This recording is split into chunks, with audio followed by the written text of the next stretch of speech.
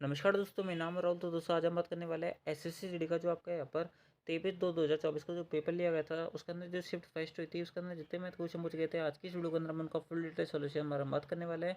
तो बिना किसी तरह के इस वीडियो को स्टार्ट करते हैं। आप जो इस वीडियो के लास्ट में हमें बात जरूर बताना कि आपको वीडियो कैसे लगा। तो चलते हैं सबसे पहले क्वेश्चन पर। सबसे पहला जो क्वेश्चन था वो सिंप्लीफिकेशन का क्वेश्चन आपसे यहाँ पर पूछा गया था। क्या पूछा जा रहा है आपसे यहाँ पर बोला जा रहा है कि इसके लिए बताओ। देखो किस प्रकार सॉल्व करेंगे। सबसे पहले ब्रैकेट को पकड़ते हैं।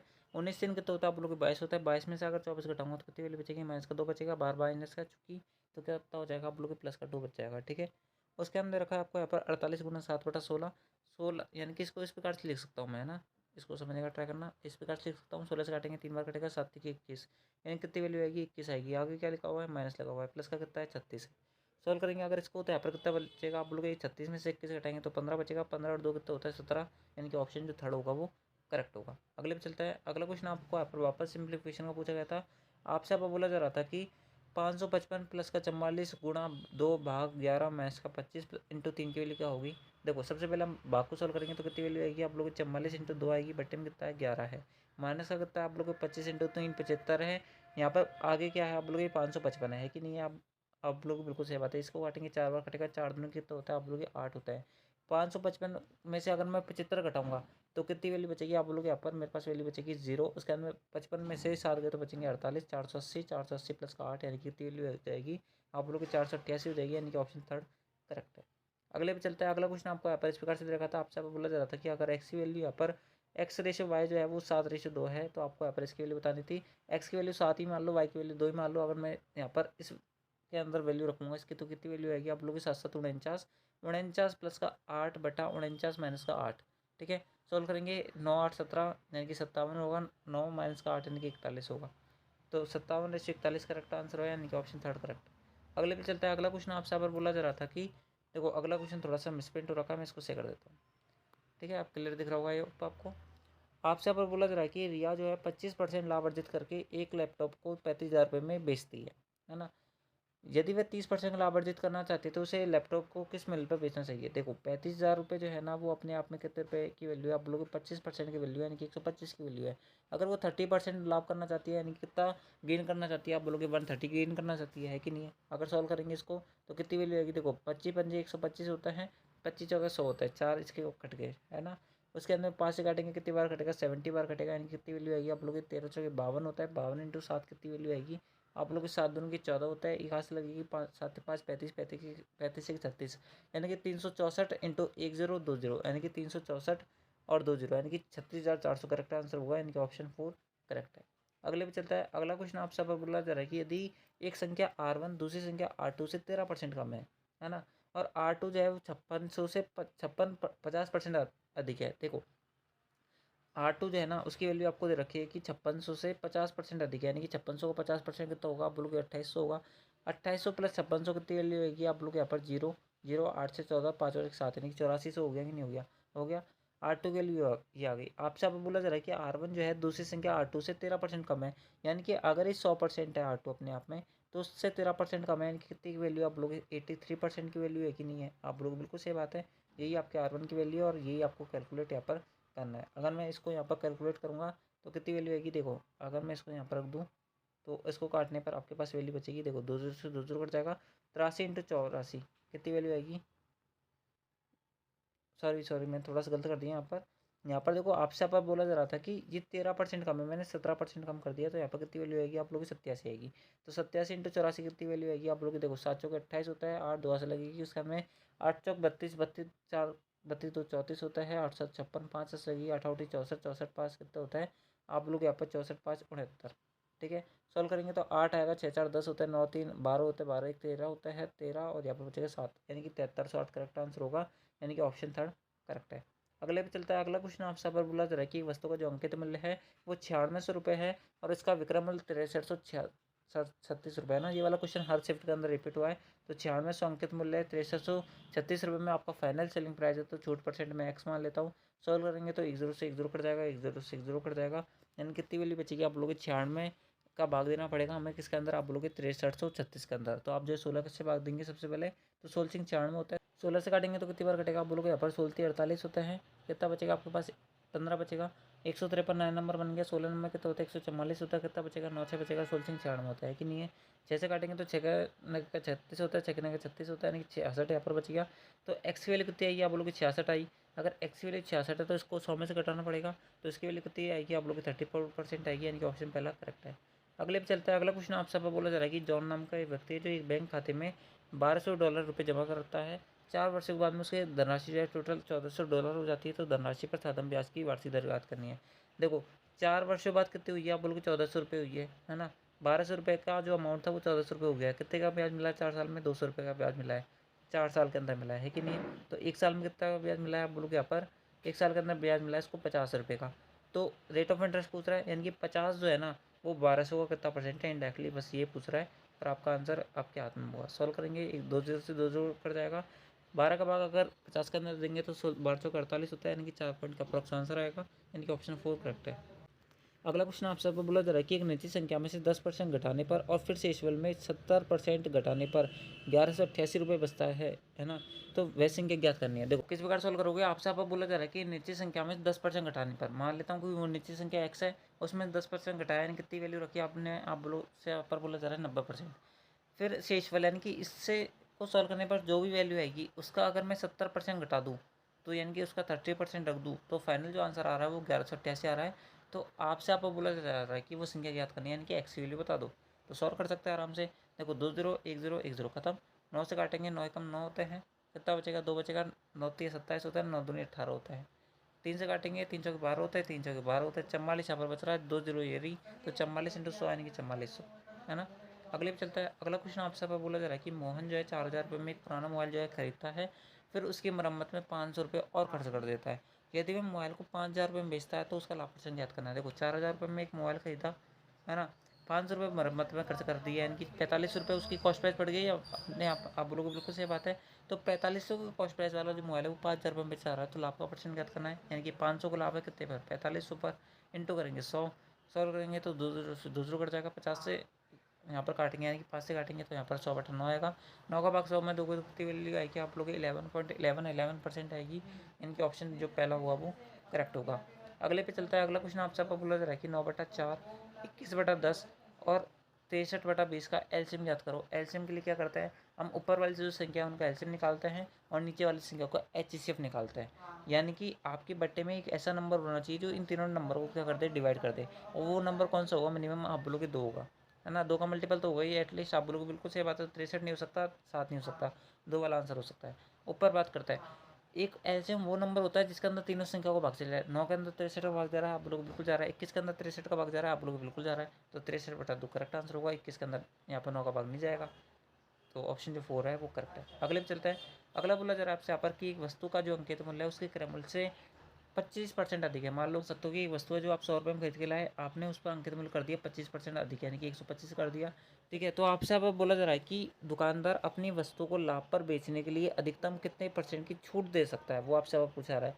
यानी कि कुछ नहीं करना इनडायरेक्टली वो आपसे अब बोला जा रहा है कि एक ऐसा आपको अमाउंट बताने की ऐसी परसेंटेज छूट बतानी है जिसको पर बेचने पर दुकानदार को ना तो प्रॉफिट होगा ना ही लॉस होगा। तो दोस्तों देखो है ना आपका जो अप सेलिंग प्राइस है वो कितना 125 यानी कि अंकित मूल्य पर हमेशा छोड़ देंगे। तो आप कितना रुपये तक कम कर सकते हो आप बोलोगे 100 रुपये तक कम कर सकते हैं यानी कि 25 रुपये हम कम कर सकते हैं कितने पर आप बोलोगे 125 पर इंटू करेंगे 100।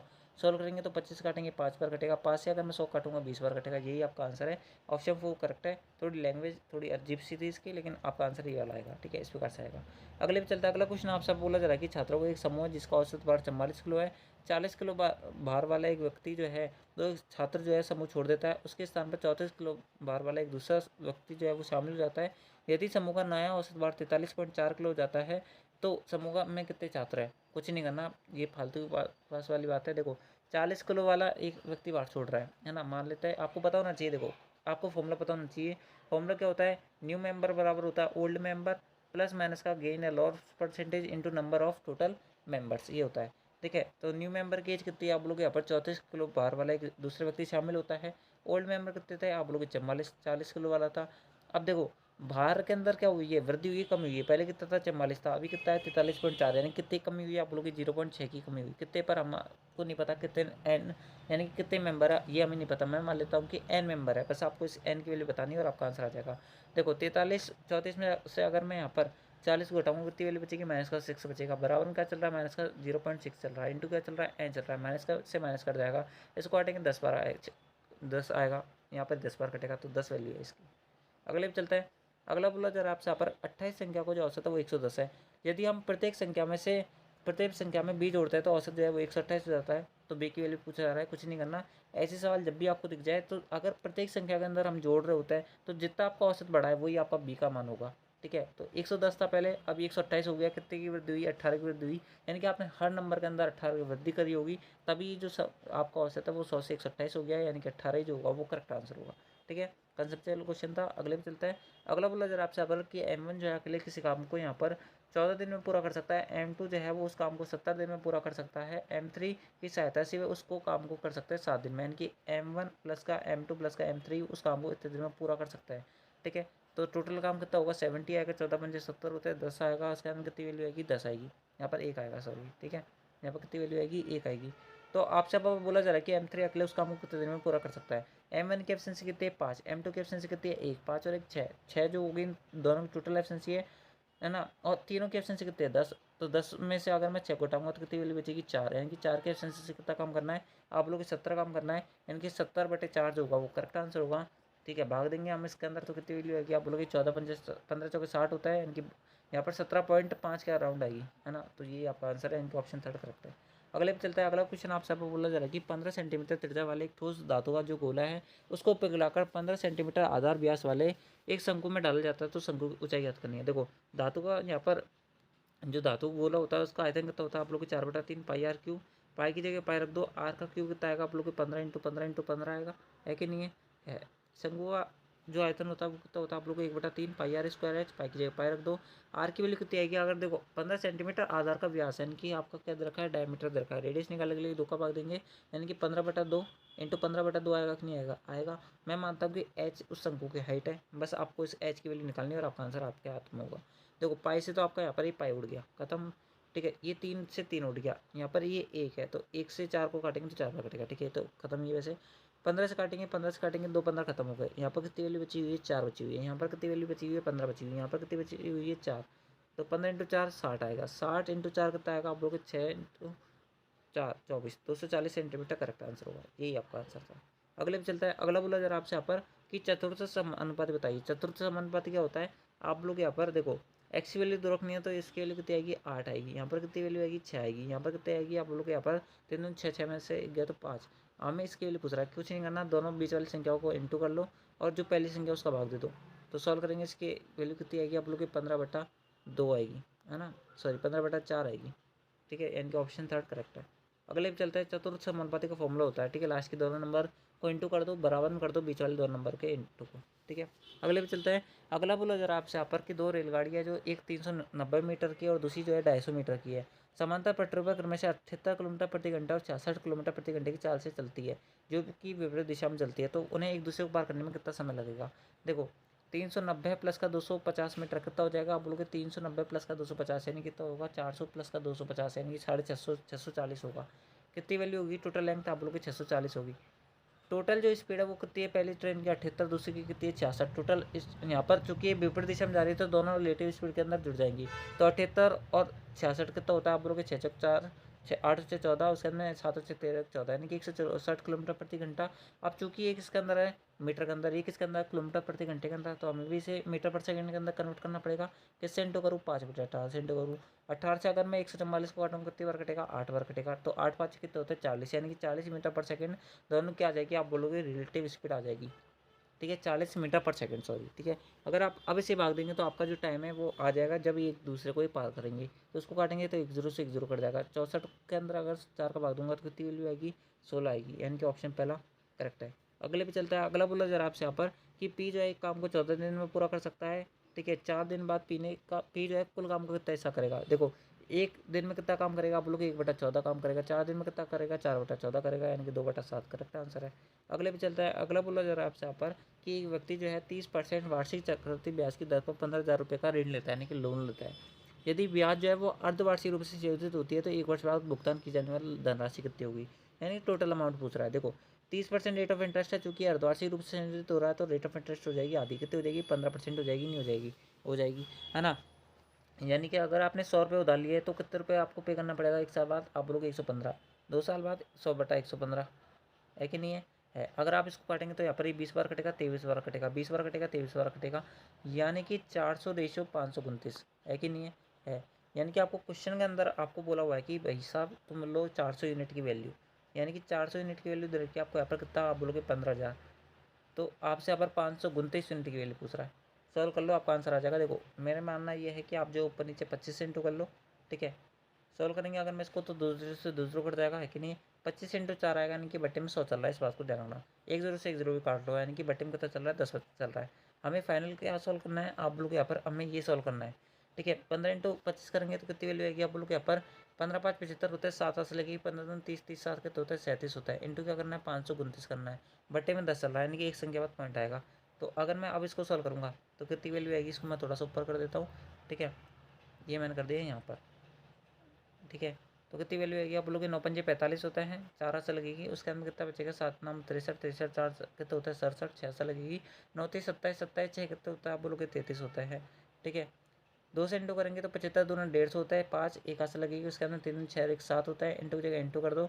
उसके बाद में यहाँ पर सॉल्व करेंगे कितनी वैल्यू आएगी आप बोलोगे 5 5 25, 2 हाथ से लगेगी, उसके अंदर कितना बचेगा आप बोलोगे 50 7 5 35 और 2 37, 3 हाथ से लगेगी, उसके अंदर 15 15 3 कितना होता है आप लोग 18 होता है, यानी कि 5 आएगा 7 आएगा 10 3 13 आएगा, 7 7 14 और 3 17 1 18 आएगा, यहाँ पर 19 आएगा, यानी कि 19,837.5 आएगा, क्योंकि बट्टे में 10 हमारा पहले चल रहा था, मैंने आपको पहले बोला था, उसका ध्यान रखना। तो कितनी वैल्यू आएगी आप बोलोगे 800, यहाँ पर 19,837.5 जो होगा वो इस क्वेश्चन का करेक्ट आंसर होगा। चलते लास्ट एंड फाइनल क्वेश्चन पर। आपसे अब बोला जा रहा है कि 70 मीटर स्क्वायर, 84 मीटर स्क्वायर और 112 मीटर स्क्वायर क्षेत्रफल वाले 3 आयताकार मैदान हैं, जिनको समान आयताकार फूलों की क्यारियों में बांटा जाना है, जिनमें प्रत्येक की लंबाई जो है वो 7 मीटर, तो प्रत्येक फूलों की क्यारी की चौड़ाई बतानी है। देखो ये आपके क्षेत्रफल है कि नहीं है, तो 7 मीटर जो है प्रत्येक क्यारी की क्या है आपके यहाँ पर आप लोगों की लंबाई है ना। तो 3 अलग अलग है कि नहीं है 70 84 और 112, है ना। आपसे आपको बोला जा रहा है कि प्रत्येक की जो यहाँ पर लंबाई है वो 7 मीटर है ना। तो आपको यहाँ पर प्रत्येक फूलों की चौड़ाई ज्ञात करनी है, यानी कि मुझे एक ऐसी लंबाई यानी कि एक ऐसी चौड़ाई लेनी पड़ेगी जिसका जो एरिया है ना, वो इन सभी एरिया क्या होना चाहिए, मल्टीपल होना चाहिए कि नहीं होना चाहिए, होना चाहिए। अगर मैं अब देखो ऑप्शन को चूज़ करता हूँ, अगर मैं यहाँ पर 4 लेता हूँ तो 7 चौके 28, 28 का 70 के अंदर क्या नहीं जा रहा, पूरा पूरा भाग नहीं जा रहा, तो इसका आंसर नहीं हो सकता, ठीक है। अब बात करें 3 की, तो 7 और 3 के 7 ही कितना होता है 21 होता है, 21 का 70 के अंदर भाग जा रहा है कि पूरा पूरा आप बोलोगे नहीं जा रहा। बात करें 2 की, तो 7 दूनी 14 होता है, 14 का 70 में भाग जा रहा है आप बोलोगे बिल्कुल जा रहा है, 14 का यहाँ पर 84 के अंदर भाग जा रहा है, जा रहा है, 14 का भाग 112 में जा रहा है, जा रहा है, यानी कि 3 कंडीशन सेटिस्फाई करवा रहा है, यानी कि ऑप्शन थर्ड आंसर हो सकता है। अगर 2 के अलावा एक ऐसी संख्या भी दे रखी हो जो भी जो और इनको भी बांट सके, यानी कि इसके अलावा एक और ऐसा नंबर आ जाए कि जो यहाँ पर इन सभी के अंदर पूरा पूरा भाग दे सके, तो फिर हमें यहाँ पर पूरा सॉल्व करना पड़ेगा, नहीं तो हमें सॉल्व करने की जरूरत नहीं है।